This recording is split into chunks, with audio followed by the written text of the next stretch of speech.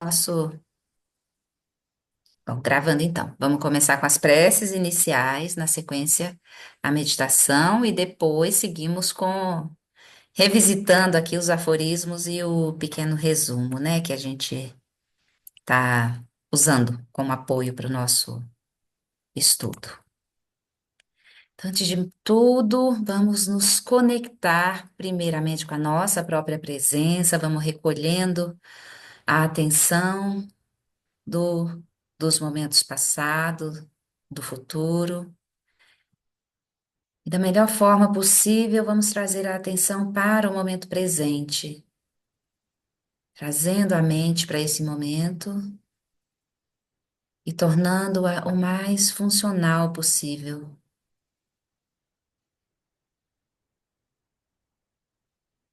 E aí nós nos conectamos com a presença de Guru Rinpoche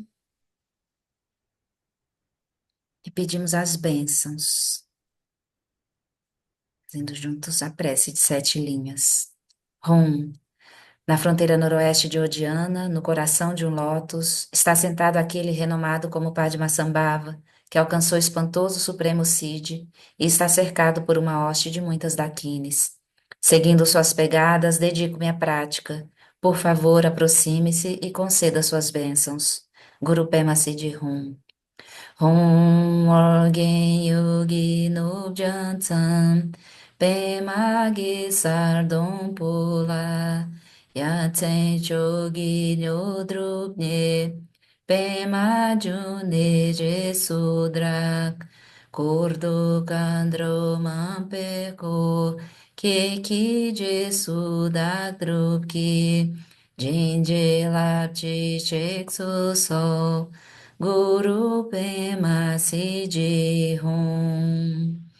Hum Orgen Yogi Nubjantam Pema Ge Sardom Pula Yatsen Chogi Nyodrupne Pema June Jesudra Kurdo Kandro Mampeko Keki Jesudak Drupki Jindi Lapchi Cheksu So Guru Pema Siddhi Hum. Refúgio Bodhicitta, no Buda, no Dharma e na excelente Assembleia da Sangha, até que alcance a iluminação, neles eu tomo refúgio. Através da minha prática das 6 perfeições, possam todos os seres sencientes alcançar o estado búdico.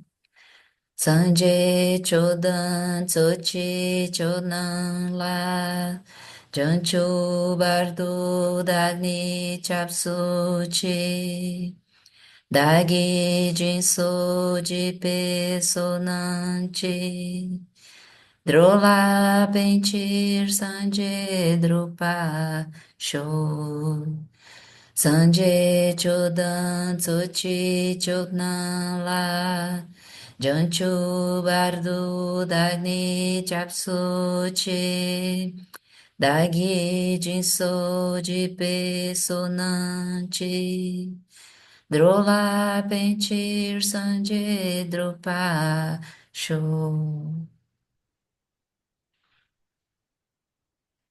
Muito bem, então agora nós buscamos uma postura confortável. Vamos fazer a nossa meditação conduzida pelo Lama Lala.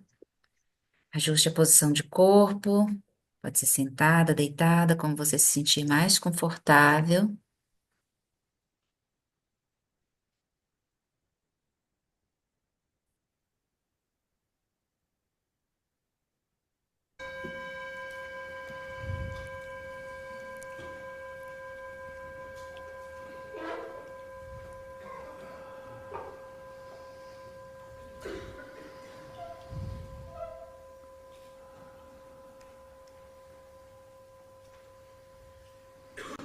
We begin as always by settling body, speech and mind in the natural states. Nós começamos, como sempre, estabelecendo o corpo, a fala e a mente em seus estados naturais.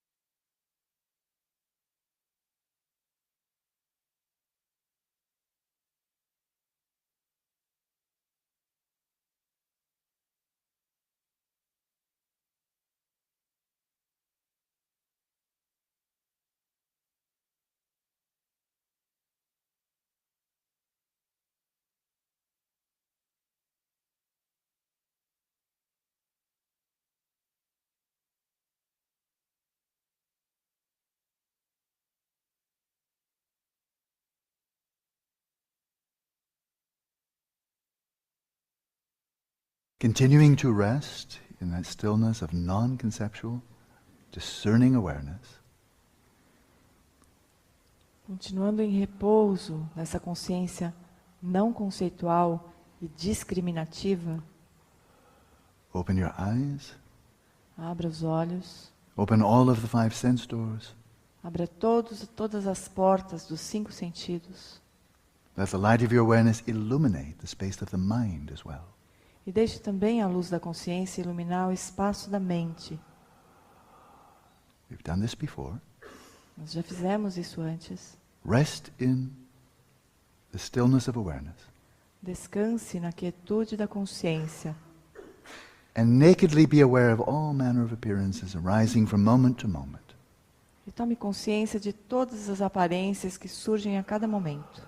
Resting in the stillness of awareness in the midst of the movements of sensory and mental appearances. Descanse na quietude da consciência em meio ao movimento das aparências sensoriais e mentais.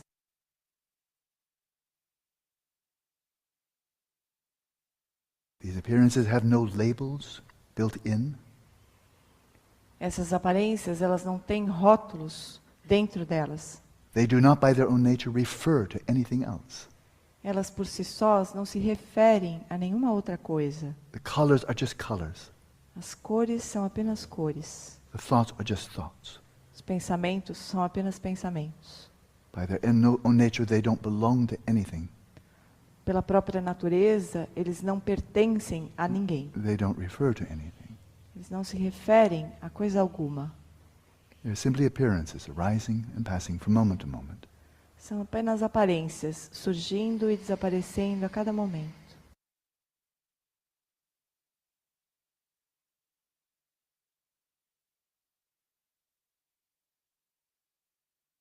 That's when we view them from a purely non-conceptual perspective.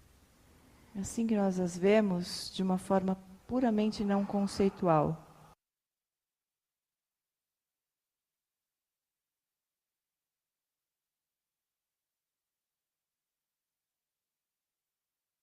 The mind is not just non-conceptual. Mas a mente não é apenas não conceitual. From this non-conceptual perspective of awareness, observe the conceptual activities of the mind. Dessa percepção da consciência não conceitual, observe as atividades conceituais da mente. And observe how the mind, the conceptual mind, conceptually designates objects. E observe como a mente conceitual designa conceitualmente os objetos. And thereby brings them into existence relative to that conceptual mind. E dessa maneira, a mente conceitual traz os objetos à existência. The mind literally conceives of objects A mente literalmente concebe os objetos and brings them into existence by the power of conceptual designation. e os trazem à existência pelo poder da designação conceitual. At which point these conceptually designated objects do have causal efficacy. Até que ponto esses objetos designados conceitualmente passam a ter eficácia causal? Observe how this occurs. Observe como isso acontece.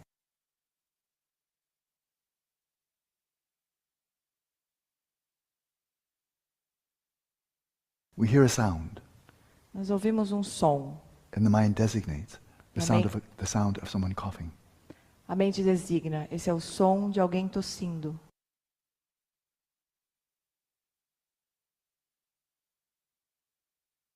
We see a color. Nós vemos uma cor. The conceptual mind apprehends it as the color of a sweater. E a mente conceitual apreende como a cor de um casaco.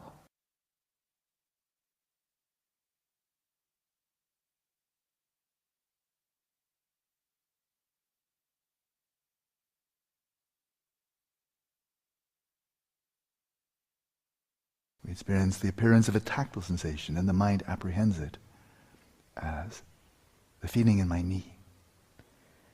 Surge uma aparência tátil e a mente apreende. É uma sensação do meu joelho.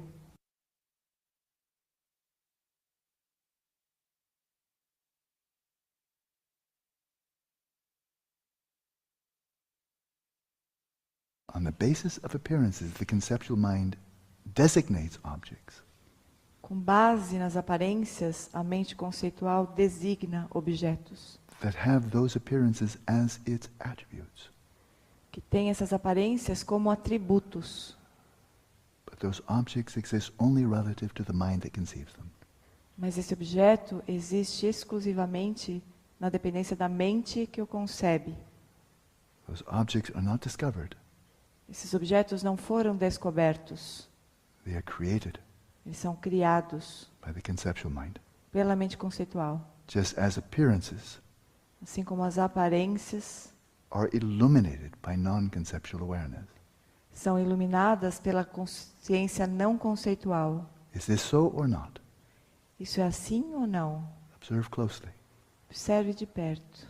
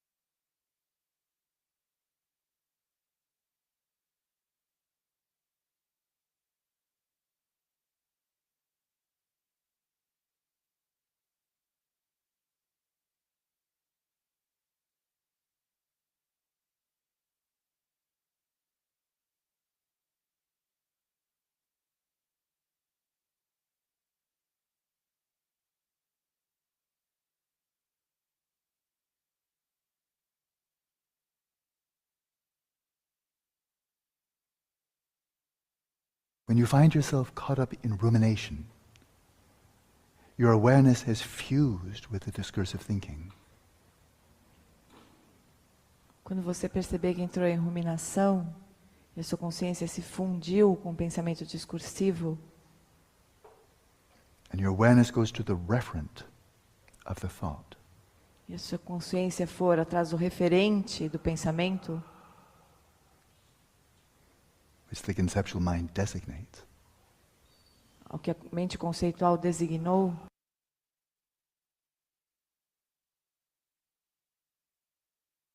When you observe that your mind has been carried away by distracting thoughts, quando você perceber que a sua mente foi arrastada pelas distrações, relax. relaxe. Release the identification with the thinking. Solte a identificação com o pensar. Return to the stillness of awareness, non-conceptual. Retorne para a quietude não conceitual da consciência.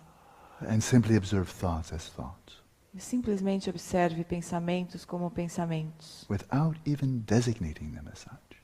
sem nem mesmo designá-los como pensamentos. Simply observe the appearances which have no labels, Simplesmente observe as aparências que não têm rótulos, and yet are distinct, not blended together. mas que ainda assim são distintas, não estão misturadas.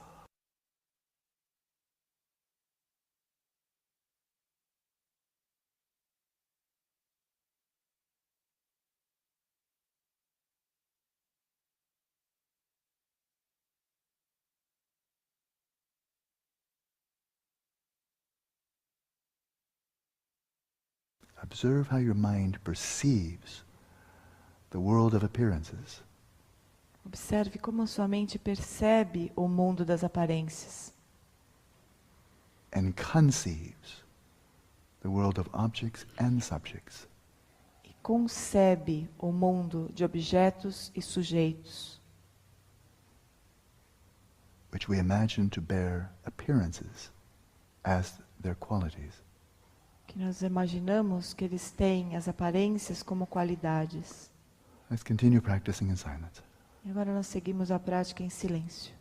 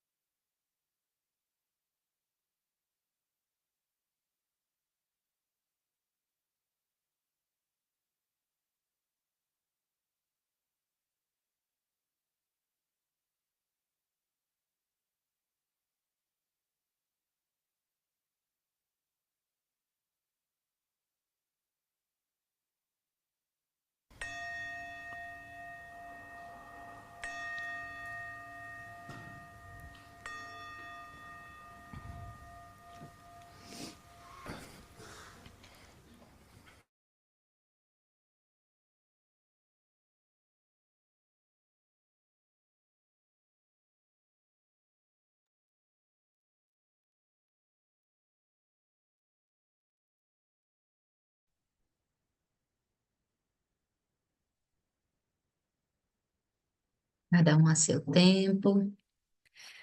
Vai retomando suavemente o movimento do corpo, a interação com o ambiente externo, com a tela, para então seguirmos. Tudo bem, Darcy, querido? Tá com a carinha boa aí?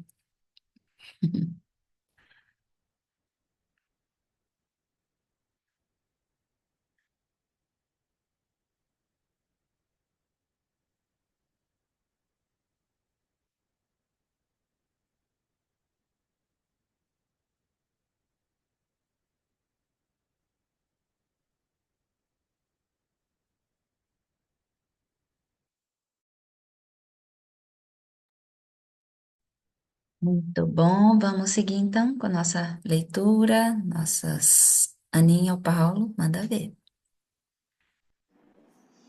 Quero compartilhar que assim que o Lama estava chegando próximo ao fim dessa condução, né, e que íamos a partir dali praticar em silêncio, meu olhar aqui capturou o relógio, né, o pêndulo do relógio se movimentando. Aí me veio uma lembrança de que uma sobrinha, quando pequenininha, ela não sabia ler os ponteiros, ela ficava agoniada para tentar dizer que horas são, né? E a família provocava para ver se ela aprendia. Ela corria procurar um relógio digital para poder saber. Então, quantas coisas, né, foram se acumulando nessas mentes para a gente poder olhar para os ponteiros ou interpretar um relógio. Aí lembrei de um Geshe da tradição Bon que falou que eles controlavam o tempo da meditação pelo tamanho do incenso. Então, cortavam o incenso de tal modo que, ou seja, quantas variações, quantas coisas para a gente interpretar o tempo passando, né? Sim. A meditação é muito complexa, muito difícil, mas eu achei assim um momento bem bacana. Me lembrei até com aquela lembrança engraçada da minha sobrinha lá, com aquela Se dificuldade de esforçando. ler os ponteiros, né?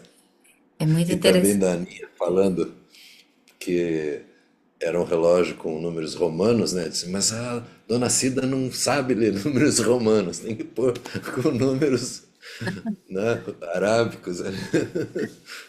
Vários elementos, né? Essa prática que eu escolhi para a gente fazer hoje é do retiro de 2019 que o Lama conduziu, discernindo aparências e designação conceitual, né? É uma prática realmente difícil, assim, complexa, né? E difícil porque é uma forma da gente treinar e investigar como essa experiência das coisas, né, surgem para nós. Porque quando surge, surge como uma aparência vazia, né? E aí, a partir da designação conceitual, aquilo vai surgir como algo, alguém, como uma utilidade, uma função. E aí vai sendo atribuído a essa aparência um monte de significados, né? E de correlações, contextos no relacionamento, né? Como o Paulo trouxe. E aí a gente vai construindo um enredo gigantesco, né? Acerca daquilo que surgiu. E quando surge a aparência, a gente não fica com ela pura. Tão logo ela surge, ela já vem automaticamente lotando essa experiência de um monte de significações.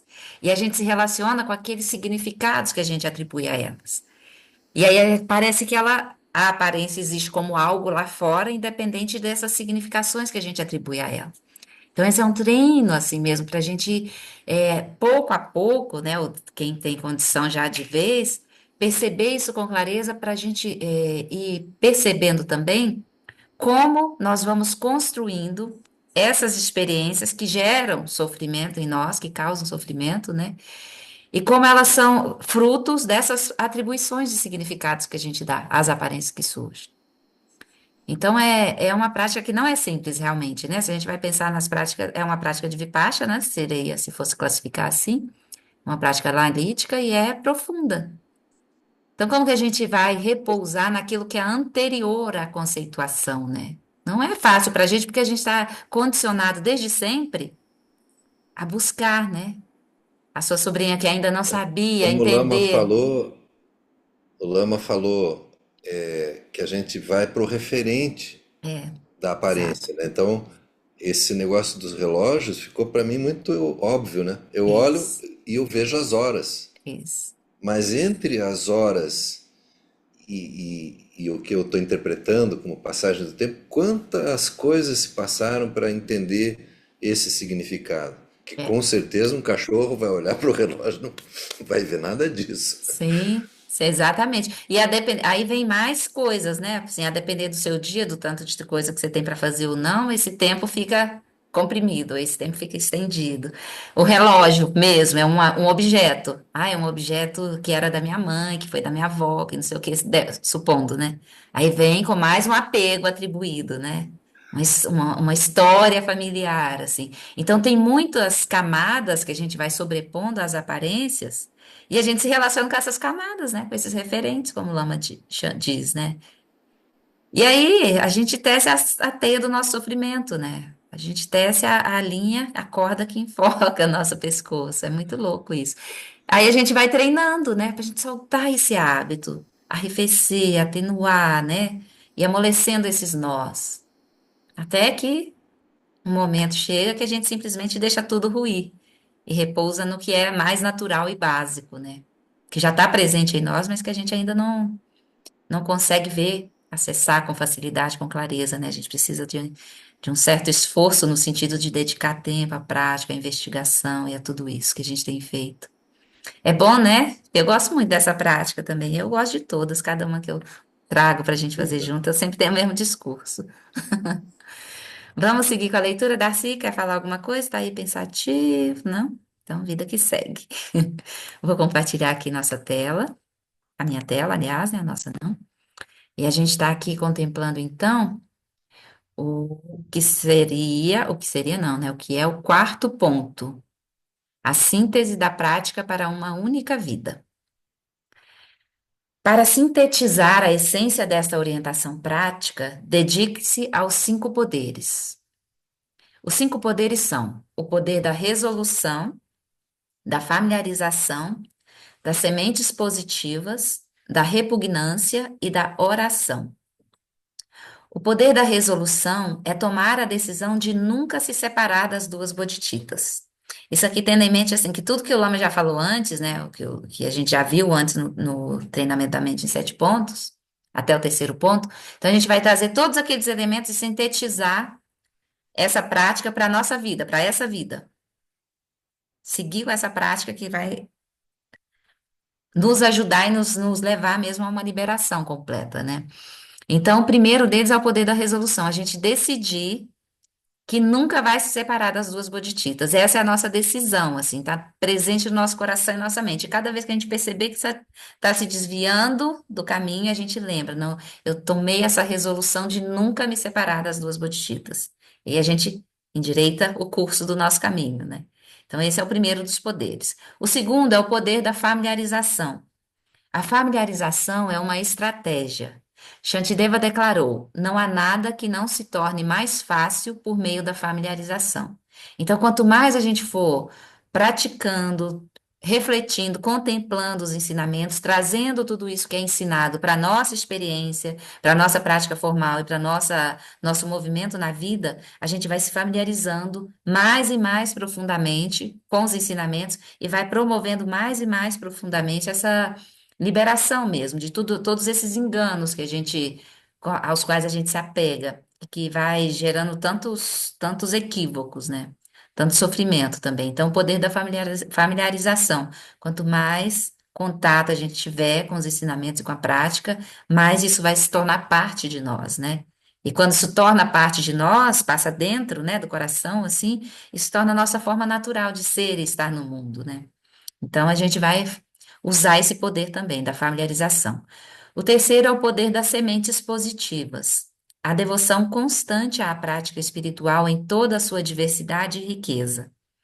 Imagine sua situação atual como uma semente que, ao final, amadurecerá e se transformará na árvore do despertar. Cultive essa semente dando boas-vindas a qualquer circunstância, adversidade ou felicidade, como uma oportunidade para a prática espiritual. Então, a gente vai plantar essas sementes, né? Toda e qualquer circunstância pode se tornar uma semente do despertar, né? Vai depender de como a gente está vendo a situação, né? Se a gente está vendo a situação de adversidade pela mente aflitiva, aquilo vai se tornar uma semente meio torta, que vai gerar mais aflição, né? Mas se a gente está vendo a situação de adversidade, por exemplo, como a partir da nossa resolução, né, de nunca se separar das duas bodhicittas, então a forma como a gente percebe e reconhece essas experiências está alinhada com as bodhicitta absoluta e relativa, isso naturalmente se transforma numa semente positiva, né? Uma semente que pode se transformar na árvore do despertar. Então, a depender de como está também nossa mente, né? O posicionamento da mente. A mesma circunstância pode ser semente positiva ou não. E aqui a gente vai usar o poder de plantar essas sementes positivas, de compreender todas as experiências como uma possibilidade, um potencial, uma oportunidade para a prática, para nos auxiliar no caminho da iluminação. O quarto poder é o poder da repugnância. Refere-se à extrema aversão pela autofixação e pelo autocentramento, que inevitavelmente resultam em sofrimento. Então, aqui o poder da repugnância não é para nada que está fora, né? Às vezes a gente vai pensar, ah, é uma repugnância por isso ou por aquilo ou por aquele. Nada disso. A repugnância, essa aversão pela autofixação, pelo autocentramento.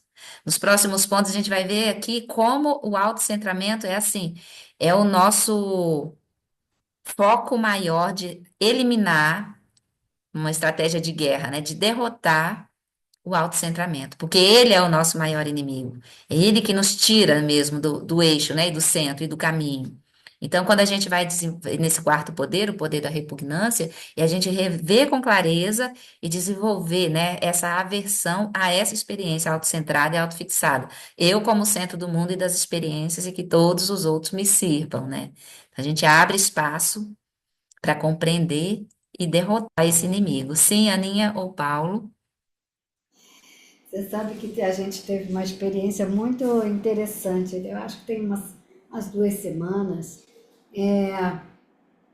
Paulo falou alguma coisa, daqui aquilo eu vi que pegou em algum ponto meu assim, e ele falou de uma maneira que ele percebeu também que foi uma maneira meio atravancada. Aí eu percebi que algo estava se indo, aí eu disse assim, não, pare, autocentramento, vai lá, vamos ficar aqui, isso aí não é com você, não tem nada a ver. E aí a gente ficou cada um tranquilo na sua, e nós dois reparamos o que aconteceu. Aí depois eu cheguei para ele e falei assim, olha, eu sei que o seu autocentramento queria que você tivesse a última palavra, estava com a razão, mas o meu autocentramento também achava que eu estava com a razão. Então, como são só autocentramentos, então não fomos às vias de fato, nada, e ficou tudo tranquilo, porque aquilo lá se tratava de dois autocentramentos autocentrados. Eu achei Que coisa boa perceber isso na hora que o negócio surge, né? verdade, foi uma coisa muito interessante. Que, Foi. E que você tem que maravilha. estar assim, ó, ligado, porque senão qualquer distração você se deixa levar, Vai né? embora. Se deixa. É. Mas é isso, né? Quanto mais familiarizado a gente está com o ensinamento, com a prática, né? E nessas observações e contemplações das nossas próprias experiências, a gente está aqui, né? No estudo. A gente tem vários estudos, vários mestres maravilhosos ensinando. E aí a gente vai observando, contemplando isso na nossa experiência, enquanto está ouvindo, os professores estão falando. E aí, quando a gente está na experiência da vida mesmo, assim, né? No tete a tete, no contato, no choque dos autocentramentos, se a gente tiver familiarizado, nessa contemplação, fica mais fácil perceber, né? Aham, Depende da circunstância verdade. também. E é muito, muito maravilhoso, que é uma liberdade que dá, você não precisa ter conflito, né? Aham, Muito precioso. verdade. Que bom, Ana. Obrigada pela partilha. Muito rico. Isso sim é riqueza, né, Verdade. gente? Isso sim é riqueza. Então é isso, né? O autocentramento, a gente vai desenvolver essa aversão por ele. Eu não quero isso de forma alguma como maestro na minha vida aqui, regendo essa orquestra, né? E o quinto poder é o poder da oração. Rezar para nunca se separar das duas bodhicittás. Reze para nunca se separar dos mentores genuínos, dos amigos espirituais, do Dharma e de todas as circunstâncias adequadas para seguir o caminho espiritual. O poder da oração é uma aspiração, um desejo direcionado. Então, isso vai nos manter, a gente fazer essa oração, né? Com fé e um desejo do nosso coração mesmo, que está alinhado com esse nosso propósito de vida. A gente já identificou, já percebeu com clareza que esse é o nosso caminho. Que é isso que faz sentido para mim, para minha vida, para essa, para outra, para outras, né? E como isso também nos conecta, né, a outras pessoas de uma forma mais livre desse autocentramento e desses conflitos todos que normalmente pautam as relações. Então a gente vai rezar para estar sempre em contato com o Dharma, com os mentores, com os professores, com a Sangha, né, que é um apoio fundamental. Então a gente desenvolve, a partir dessa percepção do quão benéfico é, a gente vai rezar para a gente nunca se perder disso. Então, esse é o quinto poder, o poder da oração. Tudo bem, gente?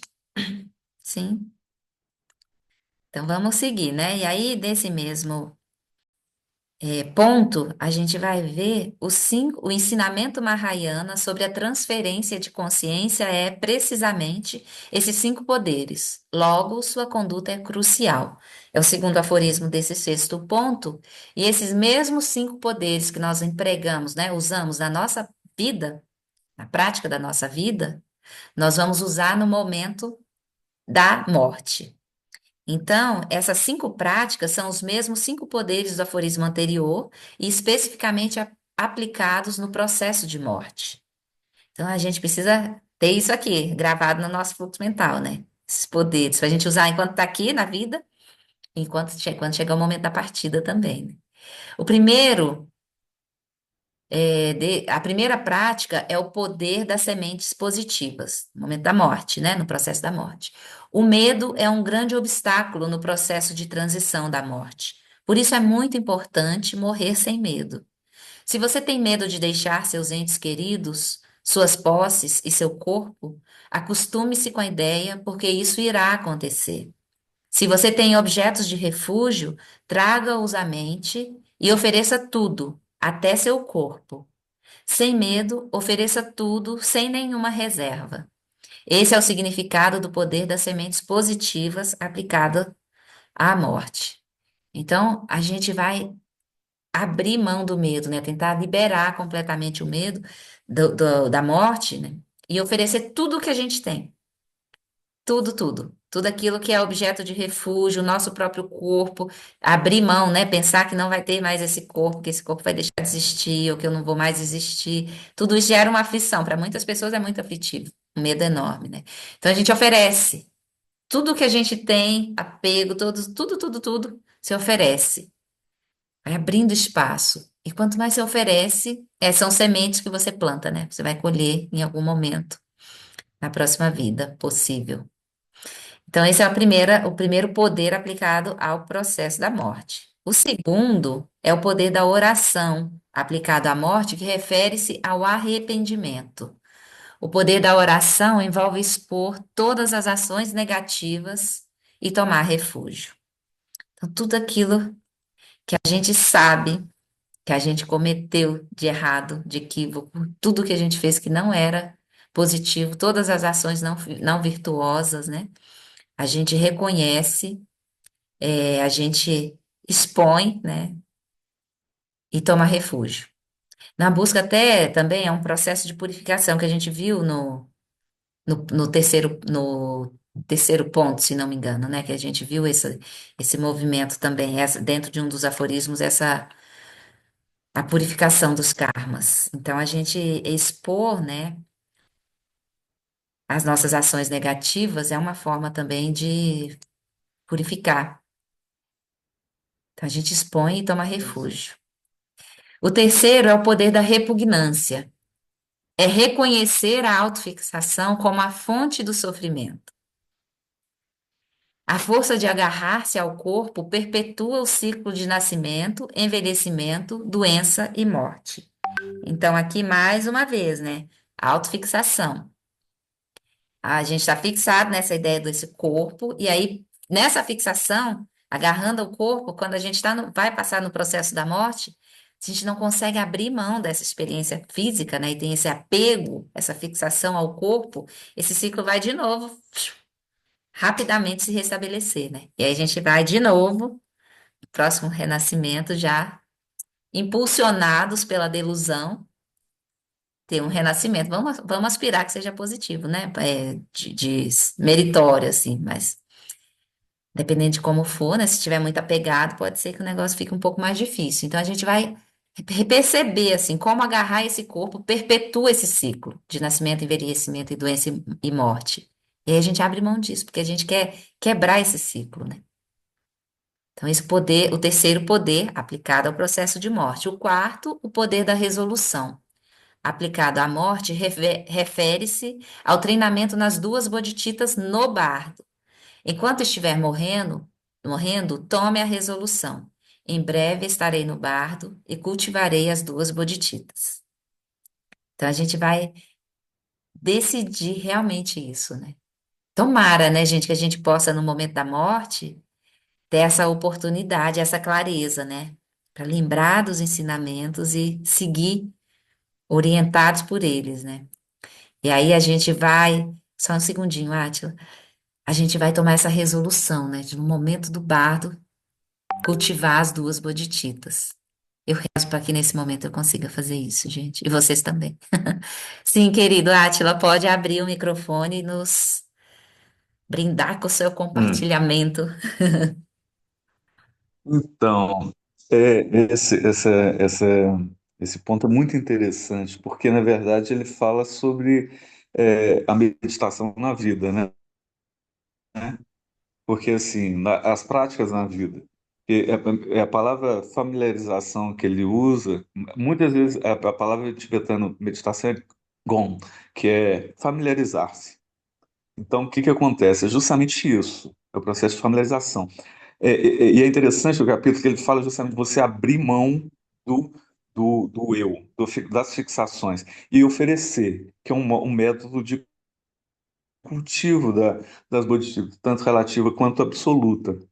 Aí é interessante, porque ele fala que isso vai ser através da transferência de consciência. Boa, né? Então, o que acontece? Se você tem um treinamento diário, uma contemplação diária, uma familiarização, um método, levando para a vida essa coisa do largar a mão do eu e oferecer, o que que eu posso oferecer para o outro, o que que eu posso largar, fazer de fato, né?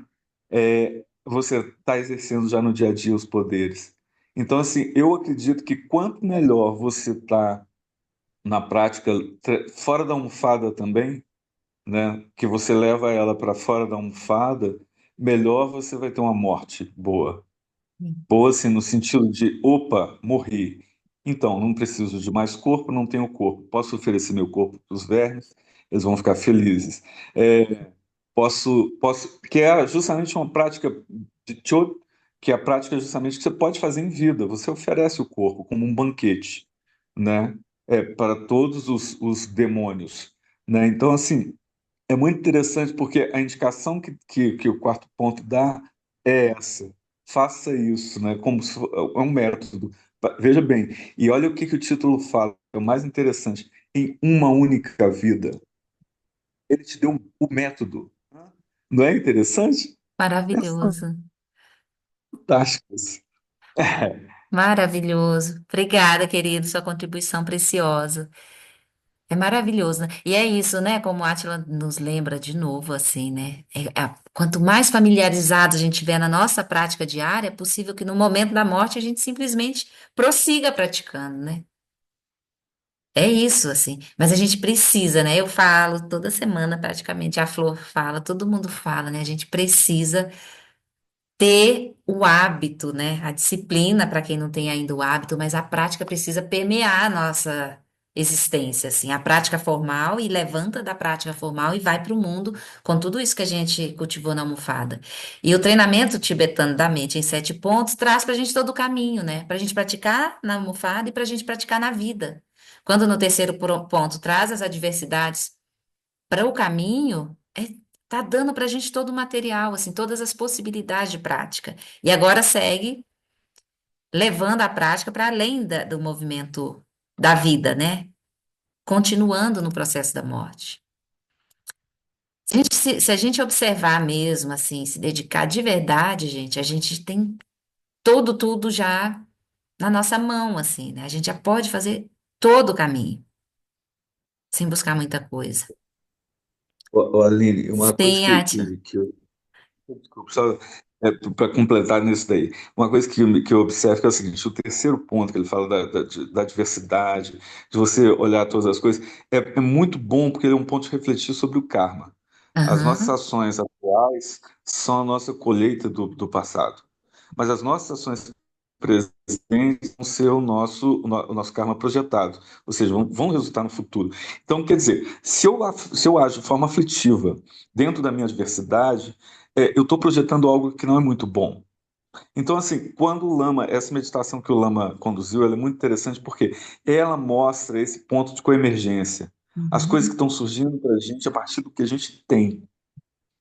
Nossos Ou seja, a referenciais minha internos. mandala, como eu estou vendo a minha mandala? Ela vai surgindo a partir do que eu tenho. E o que a gente tem, se a gente para, a gente consegue ver. É, E a gente só consegue agir com o que a gente tem. Então, peraí, se eu tenho um hábito aflitivo e eu cultivo o hábito aflitivo, é ele que eu vou projetar é. e vou colher. Não tem jeito de ser outra Entende? colheita, né? Não eu vejo plantar tomate e colher pepino, entendeu? Não vai conseguir. É isso É aí. isso. Muito bom, obrigada, Átila. Abra sempre aí o microfone para ajudar nós na compreensão. Muito bom. O quinto poder aqui, a quinta prática do morrer, é o poder da familiarização. A familiarização significa manter a continuidade da prática das duas bodhicittas ao longo da vida e da morte, como a Átila bem colocou para a gente, muito claramente, né? É isso, né? Eu acho assim, eu fico pensativa aqui, porque eu acho que quanto mais a gente vai praticando, mais isso faz sentido, assim, a gente resolve realmente não perder de vista e perder de mão, assim, não deixar, não se desvencilhar do caminho, né? É muito, é muito precioso, porque tem aqui pra gente todo a joia mais preciosa, assim, né? Então a gente abrir mão disso é uma grande tolice, né? A gente não praticar realmente enfim, é de cada um, né? Mas eu acho que a gente tem todas as possibilidades e a gente devia aproveitar o máximo possível. Porque a gente não sabe até quando a gente vai ter, né, essas possibilidades todas e, enfim. É isso, né? Então, o quarto ponto são esses dois aforismos para a gente usar os 5 poderes na nossa vida, no treinamento da vida, e os 5 poderes no processo do bardo da morte. Então, tudo bem aqui? Seguimos para o quinto poder. Quinto poder, não. Quinto ponto, já estou até me confundindo aqui. Vamos então seguir para o quinto ponto. Esses pontos são um pouco mais tranquilos, mas não tanto, né? Que eles não são nada superficiais, são pelo contrário muito profundos, mas acho que a gente vai com uma compreensão um pouquinho mais livre, né? O quinto ponto é o critério da proficiência. Todo o Dharma é sintetizado em um único objetivo. O critério de ter adquirido proficiência nesse treinamento da mente é resumido em um único objetivo: o desafio de subjugar a autofixação e o autocentramento. Então é isso, né? A gente vai ver se a nossa prática tá funcionando se a gente tiver menos autofixado, né? Isso vai ficar muito claro para gente. Se o autocentramento estiver diminuindo. Isso é uma demonstração de que a prática está está cumprindo seu papel, vamos dizer assim, né? Na verdade, a gente está conseguindo fazer e trazer mais profundamente para a nossa experiência, abrir mão de todos esses conflitos, né? Então, o primeiro, o critério de ter adquirido proficiência nesse treinamento é isso, né? É o desafio de subjugar a autofixação. E aí, nesse caminho, então, segundo aforismo, confie na principal das duas testemunhas. Aí ele vai dizer um. Vamos ouvir. Quem são elas, as duas testemunhas? Uma das testemunhas são as outras pessoas que nos observam de fora, mas são limitadas pela incapacidade de observar o que acontece em nossas mentes. Isso requer uma segunda testemunha, nós mesmos. Somente nós podemos observar nossa motivação e a qualidade das nossas mentes a cada momento. Entre essas duas testemunhas, você e os outros, a principal testemunha é você mesmo. Confie em você mesmo para monitorar a qualidade e o progresso de sua prática. Aqui é a gente, né? Cada um de nós é a principal testemunha da própria experiência, do próprio caminho.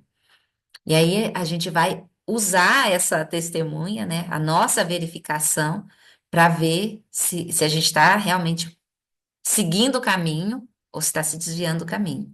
Mas tem um aspecto importante, claro que aqui está esse resumo curtinho, né?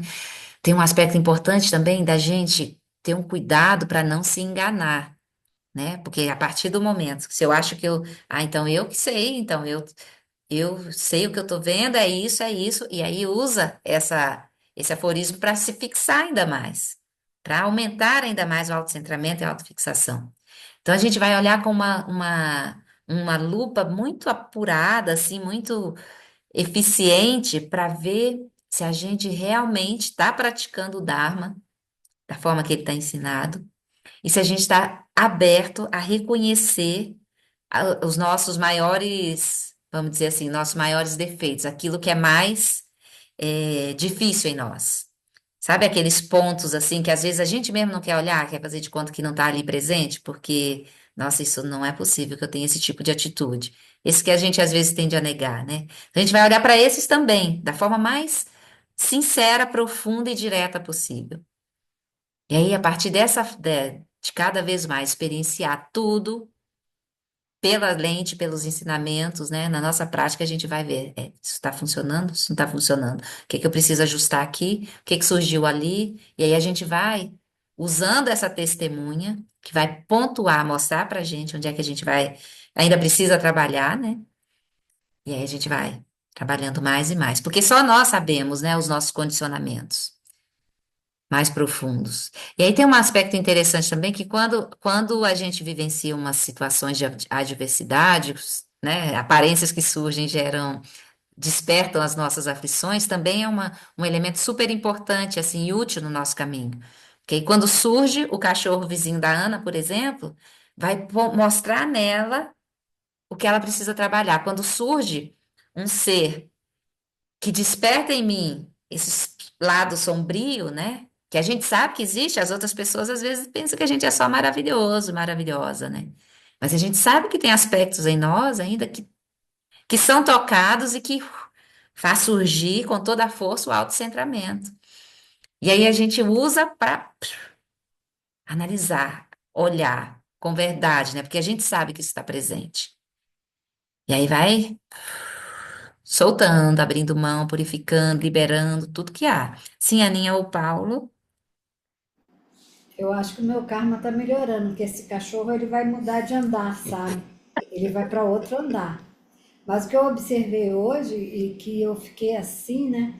É uma coisa que eu, eu tenho que trabalhar cada vez mais. Por exemplo, quando tem tido muito mendigo, né? Assim, pedinte, não é nem mendigo, é pedinte, né?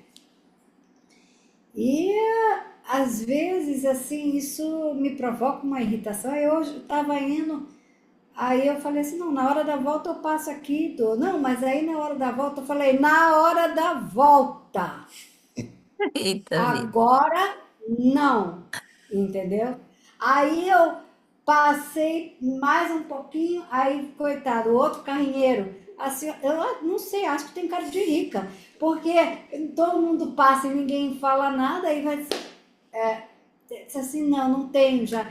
Eu tenho até de distribuir, fazer uma caixinha para dar, distribuir. Meu Deus, isso é uma coisa que realmente é algo que eu É tenho difícil. que E aí trazer. aponta para isso, né, Ana? Para esses aspectos internos que você pode, e aí, trabalhar numa situação dessa. Aí, numa situação dessa, como o próprio Lama diz também no aforismo, no terceiro ponto, né? A gente saca do nosso bolso de práticas, né? Tonglen. Então, assim, a gente vai. A compaixão, prática da compaixão. E no nível hard, a gente vai fazer a prática de Tonglen. E aí, nessas situações, a gente vai ver essa aflição surgindo em nós e vai tentar dissipar isso, né? Mas é assim, teoricamente é uma coisa, mas usar isso na prática vai aos poucos transformando mesmo essa relação e isso que surge em você quando se depara com essas experiências. Mas é claro, cada um numa situação pessoal, assim, né? Mas é muito complexo, né? Tem muitas nuances aí. E aí depende, como a Atila disse também, depende dos nossos referenciais, né? Porque se a gente olha para essas pessoas que estão em situação assim, né, de rua, ou situações que não estão vivendo na rua, mas estão, né, pedindo ajuda porque não tem trabalho. Aí se a gente for considerar as circunstâncias, o Lama vai falar disso aqui adiante. Logo, logo. Se a gente considerar as circunstâncias que levaram essa pessoa a estar nessa situação, e a gente, ao mesmo tempo, contemplar as circunstâncias que nos proporcionaram viver na situação que a gente vive, já atenua um pouco essa indisposição, vamos chamar assim, ou sei lá, né, como se. Mas é prática, né? É isso. É prática. Aí você testemunhando a sua experiência e Daí pratica. eu vi até, quando, por exemplo, o senhor na cadeira de rodas, eu cheguei, aí eu fiquei assim, aí eu falei assim, o senhor me diga uma coisa, por que que o senhor está na cadeira de rodas? O que que aconteceu?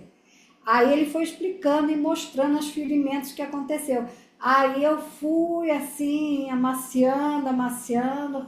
Aí eu fiquei assim, nossa, mãe, eu já estava, né, botando um monte de coisa ruim. E É, era uma vivência dele que ele teve de um acidente e que levou a ele estar assim nessa situação. Mas é, é interessante olhar para isso e ver como surge, o que que a gente pode mudar. e é isso, né? Tá nesses referenciais que a gente tem construído ao longo de uma vida aí, né? De um aspecto social, sociocultural, dependendo de como você foi criado, contexto familiar, tudo isso vem, né? Colocando nessas figuras que vivem dessa forma essas características. E a gente nem pensa sobre isso, né? Para transformar essas impressões que são, a gente nem sabe, né? A aparência da pessoa surgiu, a gente já vai com um trilhão de coisas ali, baseado nas nossas referenciais, e não sabe da experiência da pessoa. Então, assim, é uma coisa complexa, mas aponta para você onde você pode trabalhar, né? Com gentileza também com você, assim. Tem muitas nuances. Átila, por favor, eu fico falando demais. Travou. Desistiu de falar. Ou eu que travei? Não, acho que eu não travei, né? Travei, Darcy? Não. Então acho que o Átila tá. Lelé, você tá Ah, vivinha aí. é. Átila? Então tá. Se ele quiser falar depois, ele, Lindo. ele abre e fala. Mas é isso, né? Mas aí mais adiante o Lama vai comentar num outro aforismo também sobre essa experiência, Ana, que eu acho que ajuda muito também a abrir essa compreensão. Então, confie nas duas testemunhas, na principal das duas testemunhas, que é a gente mesmo, né? Recorra constantemente a um bom estado de ânimo. Se o bom ânimo só puder surgir em circunstâncias felizes e agradáveis, ele será constantemente interrompido. No entanto, podemos optar por mudar as prioridades para que possamos recorrer constantemente a um bom estado de ânimo, a um bom ânimo. Se mais do que qualquer outra coisa nós desejarmos um coração compassivo e uma mente de sabedoria, se nossa maior prioridade for o cultivo das duas bodhicittas, esse foco será a chave que nos possibilitará cultivar e conquistar um bom estado de ânimo constantemente, em meio a todas as vicissitudes da vida. Então, A gente também se lembrar disso, né? Porque quando a coisa não tá muito legal, nosso ânimo esmurece, né? A gente vai, desanima, se vai, meu pai. E aí, então a gente usa situações, mesmo aquelas desanimadoras, adversas, enfim, todas essas, a gente traz, né, como suporte para o cultivo de bodhicitta absoluta e relativa. Porque, na verdade, tudo serve de cultivo, né? Tudo, tudo. Inclusive, se a gente pensar, né, lembrando do terceiro ponto, se a gente lembrar do segundo ponto, aliás, das experiências adversas, se a gente conseguir ver essa coemergência, como na prática hoje que a gente fez para treinar essa possibilidade de ver a coemergência da aparência com a designação conceitual, da aparência que surge como algo a partir dos referenciais que nós temos, que nós designamos essa aparência. Se a gente for conseguir perceber, se a gente conseguir perceber isso e cada vez mais, tirando essas camadas, a gente vai descortinar a própria experiência da vacuidade, né? Da ausência de existência inerente das coisas, das aparências das pessoas e de tudo. Então é bodhicitta absoluta. Surge a adversidade, a gente olha para como reverberou em nós, como surge concomitantemente, né, de forma coemergente, e usa treino de bodhicitta absoluta. Deparei com uma situação que me desagradou, me deixou incomodada. Saca a mão das quatro incomensuráveis: compaixão, bondade amorosa, equanimidade, alegria empática e lança a semente da bodhicitta relativa. Então a gente vai usando tudo como semente e como adubo, né, para o nosso caminho. E aí a gente não se separa. Essa é a ideia, né? Essa é a esperança. Átila, querido, você queria falar aquela hora? Travou? Ou já passou? Não, aqui travou mesmo, minha internet ficou toda doida. Eu queria dizer para a Ana o seguinte, da minha experiência com essas questões. Primeiro, essa coisa relativa às pessoas que pedem. Eu reparei o seguinte, que eu ficava muitas vezes, eu não tinha grana, eu tinha grana que era notas grandes, né? Ou tinha pouco, não tinha dinheiro. Sempre assim. Aí o que que eu passei a fazer? Eu usei um método de nota de dois, sabe? Agora, melhor do que dar dinheiro você dar pela pessoa. Você pode dar o dinheiro para a pessoa, ou pode não dar também, conforme a situação. Mas uma coisa que eu sempre penso é assim, é uma grande oportunidade, porque eu penso que é uma oportunidade de eu exercer a minha inteligência conativa, né? É uma oportunidade também de eu desejar coisas boas mesmo, porque eu penso assim, se a gente for fazer o juízo do que a pessoa vai fazer com aquilo, se ela vai usar com crack ou se ela vai comprar comida, a gente passa a tutelar a vida das pessoas. Eu acho que a ideia não é essa. Isso eu aprendi com o gosto pelo Shakdotuk Rinpoche de Ah, caiu. Que pena. Daqui a pouco ele volta para continuar. Os compartilhamentos, contribuições. Ah, voltou. ir de novo. Ah, Caiu, caiu. Você estava dizendo que você aprendeu com o Shagdu Tuku Rinpoche. que ele adorava pagar imposto, né? Então, todo mundo falava, mas as pessoas vão usar mal o dinheiro, e ele falava, não, vão usar mal o seu dinheiro, o meu vão usar bem. Então, eu passei a fazer isso para tudo, inclusive para os mendigos, Muito certo? bom, né? Passei a usar dessa forma, porque aí eu pensei assim, o Buda era um mendigo, ele mendigava. Então, é o seguinte, se esses seres todos são minhas mães, eu estou encontrando o Buda. Então, eu posso ser generoso, vai ser bom para mim. Maravilhoso. Obrigada, Átila. Muito rico. Obrigada, querido. Obrigada, Átila. É muito bom, né, gente? É fantástico, assim, a gente estar em Sangha também, porque essas contribuições todas, né, a partir da experiência de cada um, né, são muito ricas, engrandecem muito a nossas observações, a nossa própria prática, né? Então, é muito bom. E tem esse aspecto, né? Às vezes a gente faz dá, doa, mas está controlando o que que o outro vai fazer com aquilo. A generosidade mesmo se perdeu no caminho, né? Então é isso, recorra sempre ao bom estado de ânimo. Aqui vamos entrar no sexto ponto, que é os compromissos do treinamento da mente. Agora nós vamos. Deixa eu ver aqui, gente. O que que vocês acham? A gente deixa esse sexto ponto para a semana que vem? Segue um pouquinho com ele, que eu vou deixar para vocês me opinarem, quem tá aí. Segue um pouquinho, fica para semana que vem. Carolzinha, semana que vem. É porque senão a gente vai parar no caminho, né? Porque aí também não adianta correr. Nós temos mais dois encontros esse ano, dois, somente dois. E aí a gente tem dois pontos para cobrir, para seguir, né? O sexto e o sétimo. Aí a gente, na semana que vem, vê o sexto ponto e na outra semana, então, vê o sétimo. Pode ser assim? Todos de acordo? Se tiver reclamação, pode fazer com. A Flor não está aqui hoje. Muito bem, então vamos dedicar nossos méritos, né? Dedicar os méritos do nosso estudo, da nossa prática, do nosso encontro. Dedicar para nosso próprio caminho e dedicar também para o caminho de todos os seres, de todos aqueles que estão buscando meios de se liberar do sofrimento, de cultivar formas de ser e estar no mundo, mais sabedoria. E mesmo aqueles que também não estão buscando, né? A gente dedica para eles também, para que eles possam encontrar o caminho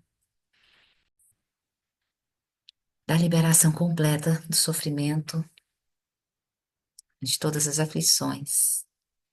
Por esta acumulação de méritos, possa eu obter a onisciência que tudo vê e possam todas as falhas ser superadas.